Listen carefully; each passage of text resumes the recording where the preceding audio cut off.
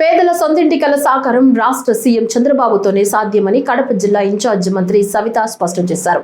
సోమవారం కడప నగరంలోని లక్ష్మీనగర్లోని టిట్కో గృహ సముదాయాలను కడప ఎమ్మెల్యే మాధవిరెడ్డితో కలిసి మంత్రి ప్రారంభించి లబ్ధిదారులకు అందించారు.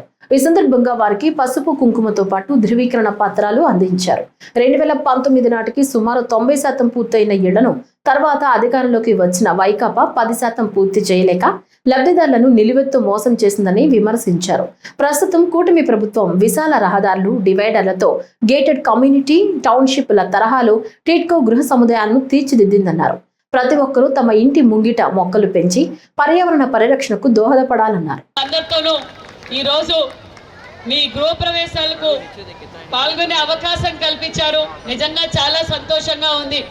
మీ ఎమ్మెల్యే గారు నిజాన్ని నిర్భయంగా మాట్లాడతారు.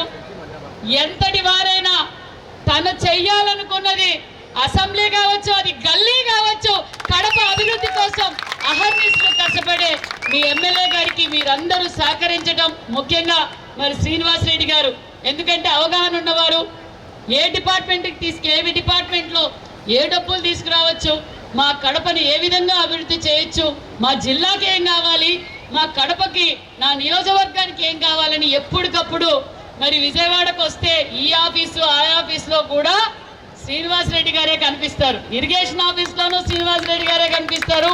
హౌసింగ్లోనూ ప్రాజెక్ట్ టిట్కో ఇల్లు, అవునా కాదా? ఎంతో మంది పేద మహిళలు ఆశతో అప్లై చేసుకున్నారు. ఆశతో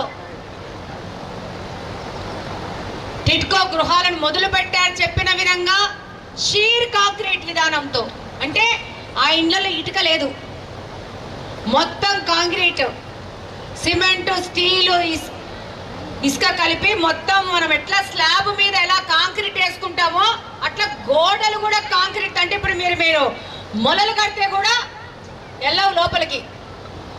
ఆ ఇల్లు ఉన్నన్ని రోజులు ఒక్క నెర కూడా చీలదు. ఇది ప్రత్యేక టెక్నాలజీతో పేదల ఇళ్లకు ఈ పక్కన రాజీవ్ గృహకల్ప ఉంది. ఒక్కసారి చూడండి, పెచ్చులు ఊడిపోయి లీకులు వచ్చే పరిస్థితిలో ఉంది. అట్ట ఉండకూడదు పేదోళ్ళ ఇల్లు. ఒక్కసారి పేదోళ్ళు ఇళ్లలోకి పోయారంటే వాళ్ళకి ఆ ఇల్లు రిపేర్ చేసుకునే అవసరం లేదు.